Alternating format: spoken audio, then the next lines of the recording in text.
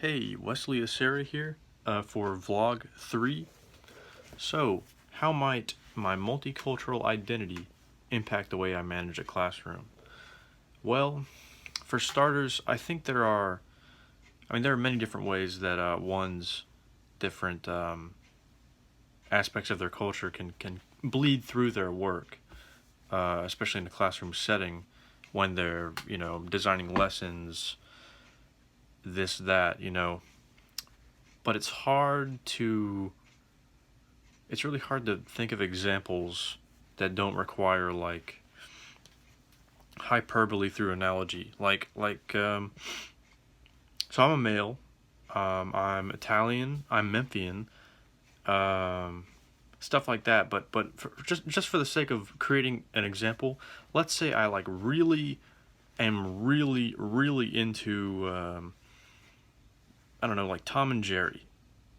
Like I'm so into it that it's on my mind all the time, and I have all the merchandise. I have all these DVDs, right? That's bound to bleed into my lessons, like pretty noticeably so. And all the kids who don't really care about Tom and Jerry are just like, okay, this class is kind of lame. Or the teacher wouldn't really be meeting the needs of those students. So you know what? My point is, it could be easy to form biases and tunnel vision, in a sense, based on your own culture. I hope that point came across strongly. What happens with classroom management when there is a cultural mismatch between students and teachers/schools?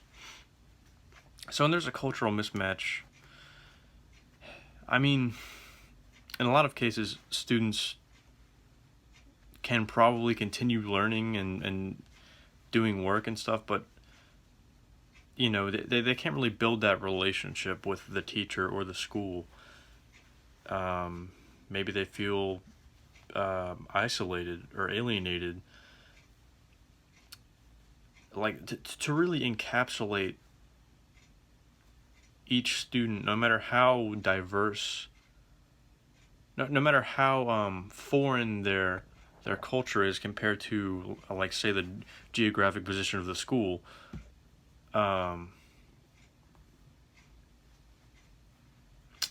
It's for them to become engaged. There needs to be things in place for them, for students and faculty to really learn about these cultures. Like, for example, the University of Memphis has like a world fair where there's like a bunch of different foreign food, and similar things could be replicated in even an elementary school setting. In a perfect world where there's no looming virus. Who is responsible? And there's like a long list of things that can be done. I mean, spreading awareness, teaching people. But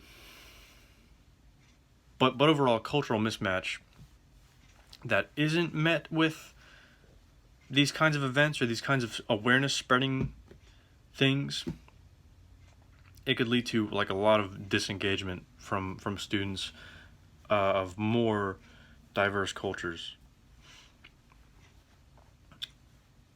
Who is responsible for building the bridge between students, families, and communities with teachers/schools?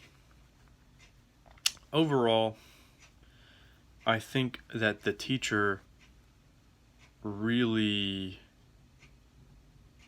is really the one in charge of this. Let's say you get like a student whose culture is very alien in comparison to your own, right? I mean, I'm born and raised American. I'm a white male. Like, there are so many other demographics, so many other backgrounds. It's my responsibility to really get to know my students culturally as well. Get to know their families. Try to understand what to do for them in the classroom, what not to do for them in the classroom. like some gestures might not be okay for some people. I mean, that's just one example of something that would really be affected. I mean, if I had snacks or something, certain things I wouldn't be able to bring. It's it's really the teacher's job to build the bridges required to come to these conclusions, to make the learning environment the best that it can be for all the students, no matter the background.